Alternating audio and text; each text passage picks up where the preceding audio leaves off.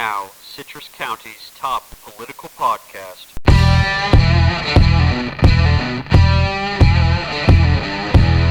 At some point you look around, and you're the only one. It's pretty good.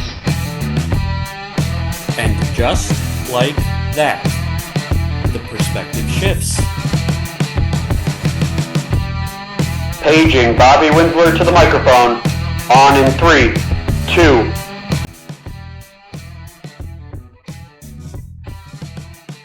2. Welcome in! Coming to you from the Concurrent Media Network in the heart of Citrus County. However you're making us part of your day, whether it's Apple Podcasts, Spotify, the iHeartRadio app, through the Concurrent website, mobile app, we're sure glad you're joining us. Today's show brought to you by the Concurrent, newest outlet for Citrus County opinion-based news. Check out the Concurrent, read, listen, watch, discuss at theconcurrent.com. Welcome to the conversation. Today's show sponsored by yours truly. No county commission meeting today or this week, but some points of contention in the one a week ago. There is an Inverness City Council meeting tonight. We'll keep an eye on that. And tried to keep an eye on the Crystal River budget workshop last Thursday, but it was not broadcast over their system. I don't know what's up with that. Craziness just all around the county, though. A bank robbery yesterday in Inverness at the BBVA on Croft and 44. That's only about a mile from where I am now. Absolutely crazy. I attended the opening of the Core Business Center last Thursday, which stands for Citrus One-Stop Recovery and Economic Core Center. And was surprised that it was essentially a chamber mixer. Both in my time there and in the pictures after, I didn't see a single county commissioner there, which is okay if the Core Center is a chamber and a SCORE initiative, because both those organizations were well represented, as was the Inverness City Council, good on them for showing, and a couple of other elected officials. But my impression from the reports so far was that this is a county project because it's coming out of CARES Act funds, and it's going to cost roughly $100,000 per year to run. And while the initial year does fall under CARES Act provisions, as we want to provide resources for people to help recover, I'm worried, and Thursday only reinforced these worries, that the expectation will be that this is a new recurring six-figure cost to the county, and it's just not that. Chamber and SCORE better be picking up the tab come year 2. We'll keep an eye on that. In topic 2 today, we're going to take a closer look at the county budget and see some fee management sleight of hand. But for topic 1, let's start here. I tell my students at the University of Tampa that there is a sea of money out there and 2 main ways to make it. The first is by creating something useful to lots of people. This means your target market is the public. An iPhone, a Brita filter. Even people without a lot of money will find ways to buy these things because they are useful. The second way to make money, and this one is far more relevant to my advertising and public relations students, is not to create something useful, but rather to create value for people or entities who already have money. Your target audience as a public relations firm isn't anyone off the street looking to build a brand. No. What you want is the celebrity or the sports team or anything established who can allow you to showcase your skills for them and then pay you larger sums of money based on the value that you provide them. Same goes for advertising, whether it's understanding audiences and how to reach those audiences or crafting a message. Your client isn't the public you're advertising to. Your client is the person paying you who already has the ability to make a lot of money. It's an understanding of these 2 realizations that leads me to urge my students to not treat other people, even in the same industry, as competitors. Our markets are so big now, and business so profitable, that as long as you focus on you and your skills, you will find a way to provide value regardless of what everyone else is doing. But this is a hard message to live up to in practice. On Saturday morning, the Chamber Young Professionals, a subgroup of Chamber for professionals under the age of 40, met as we do from time to time for coffee once a month. And we introduce ourselves and what we do, and there is some overlap professionally. And when this happens, some people, particularly the new people, will look back and forth between the businesses and try to digest if there's any tension there between competitors. And I think the YP does a fantastic job of coexisting, and it actually does live up to the message that competition doesn't have to mean contention. But it was at this coffee on Saturday that I explained to somebody my approach to negative advertising when I run political campaigns. I said I break issues down into 3 categories: the political, the professional, and the personal. The political is their stance on issues. Professional is their livelihood, and personal is anything about who they are, well, as a person.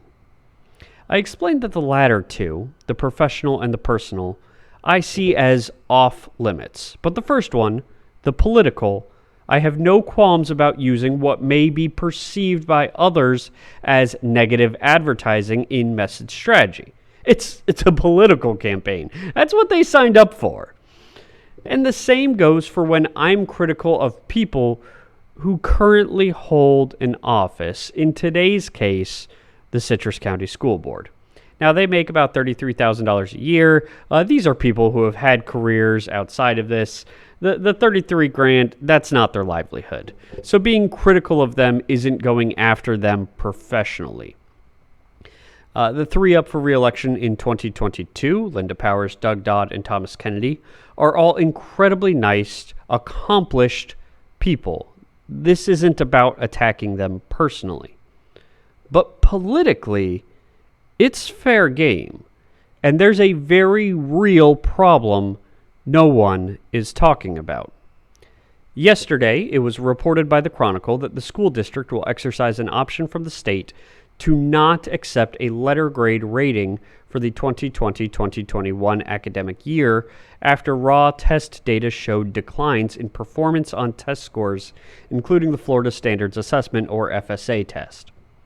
This undoubtedly is because the letter grade would have been worse than in years past. The school system also did not receive a rating last year.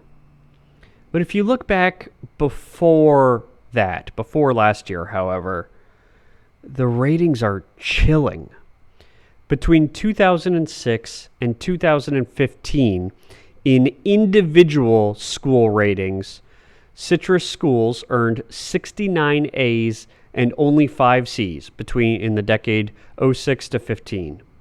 From 2016 to 2019, these stats inverted to only 9 A's and 24 C's, previously 69 A's, 5 C's. The overall, not individual schools, but the overall ratings for Citrus County in the decade between 2006 and 2015 was 9 A's and 1 B for the entire district. In the 6 years since it has been 9 A's and 1 B, we've had 0 A's, 4 B's, and 2 test scores that weren't reported, presumably because they would be much lower. But Bobby, they'll argue, the ratings are flawed. They changed the testing system in 2015. We're in COVID. Can't you understand that? All of this is true. But the first step to fixing a problem is admitting there is one. And in our county, anyone particularly close to our schools seems incapable of doing so.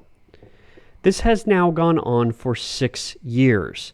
That's an entire generation of middle school who have been there for 3 years, high school at 4 years, and even K through 5 elementary for a full 6. An entire generation of students at any level moving through state-rated mediocre schooling, but being told that they are receiving the best. I advocate for additional candidates in these school board races, not because I dislike the members who are there. In fact, outside of Linda Powers, who has served the board faithfully for almost 2 decades and should be thanked for all she's done, but it's time to move on, I think Doug Dodd and Thomas Kennedy would be the most qualified people to continue in their roles as of right now. But the reason for more candidates comes down to someone needs to present the side of the conversation that the schools are struggling. It's not blaming the administrators or the teachers who have overcome incredible challenges, from changes in testing to COVID regulations, nor is this blaming the school board members necessarily or the superintendent, although they should be first in line to accept responsibility as the public face of the district. No one in these groups is the victim. The victim here is the students. We can pretend all we want that everything is fine. We can congratulate each other on awards and take leadership roles in statewide organizations and publicize all the conferences we attend. But we are doing our students a disservice until we admit there is a problem that has now existed for over half a decade. More than a generation of students at every level, and has still yet to be addressed or even acknowledged.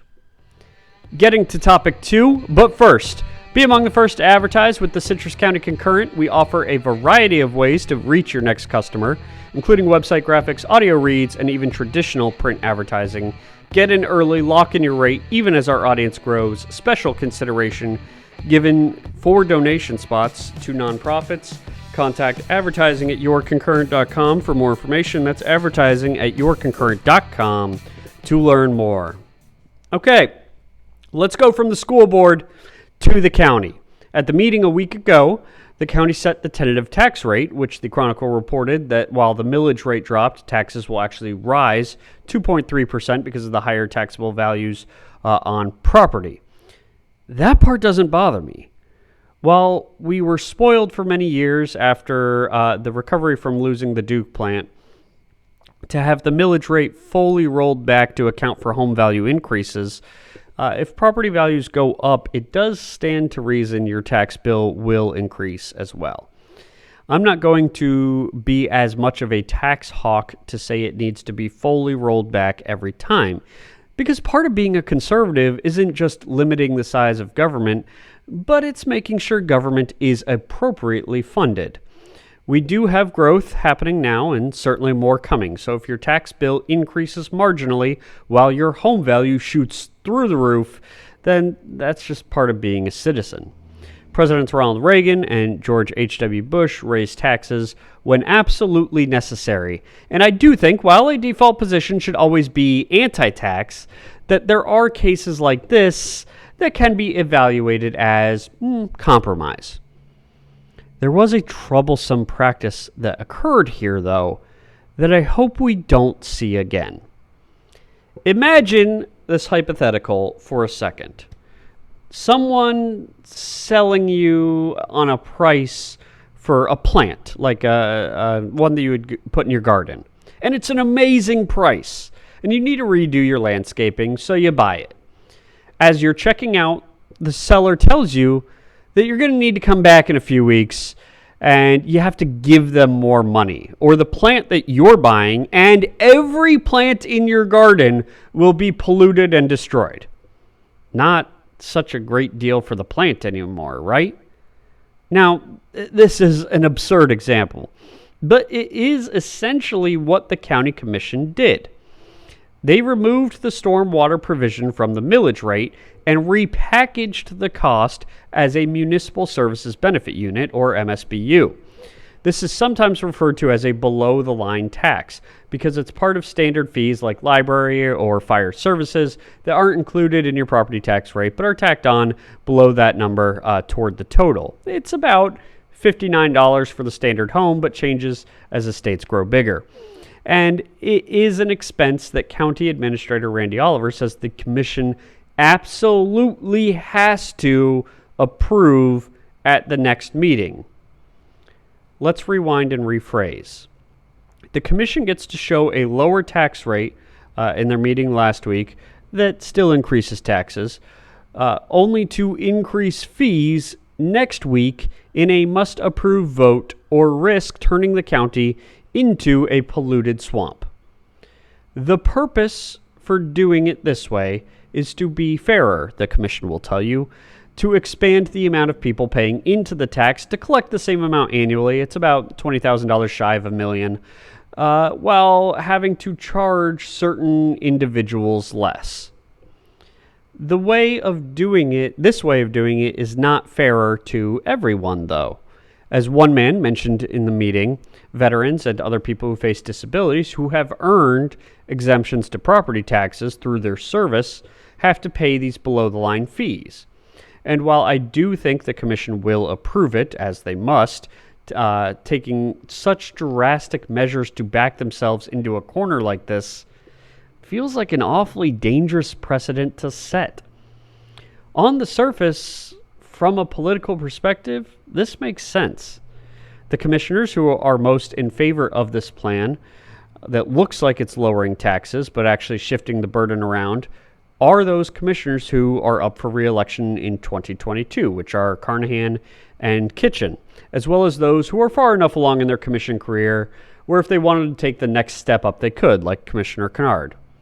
But Commissioner Kitchen has made it clear he is not seeking re-election, and Carnahan is up in the air, and I don't think Kennard wants to take the next step, even if the opportunity were open. So that leaves us head-scratching why it would be packaged like this. And maybe I'm being too cynical about it all. Maybe it really was about wanting to provide a fairer process. Regardless, though, the objective fact remains. Our low tax rate lifestyle is under siege, and it's being sold to us as an inevitable part of growth. That's a narrative I'm simply unwilling to accept. That's all from the Bobby Winsler Show. Follow the Concurrent on social media for the latest updates. We'll be back next Tuesday at noon. If you want to join this conversation, find us on social at the Concurrent Facebook, Twitter, or go to the Concurrent website, post on our discussion boards. Today's episode was sponsored by us. Have a good one.